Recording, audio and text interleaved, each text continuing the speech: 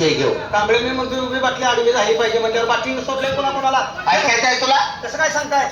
अरे बाबा, हा. आईच्या दुधाची धार आटली. बर. आईच्या दुधाची धार आटली तेव्हा चालू केली दुधाची बाटली.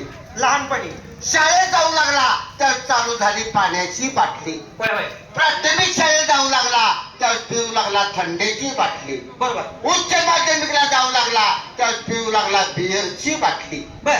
कॉलेजला जाऊ लागला तर पिऊ लागला देशी बाटली. हा. ती नाही बरी वाटली म्हणून चालू केली इंग्लिश बाटली. बर. त्यानंतर खिशाची तिजोरी टाकली बरं. म्हणून चालू केली गावठी बाटली. बरं. अरे गावठी पिऊन पडला, आतडी त्याची फाटली. हा. दवाखान्यात घेऊन गेले, डॉक्टरनं लावली सलाईनची बाटली. बर. त्यानं नाही तहान आटली म्हणून लावली रक्ताची बाटली. बर बर. तोपर्यंत त्याची प्राणज्योत ताटली. हा.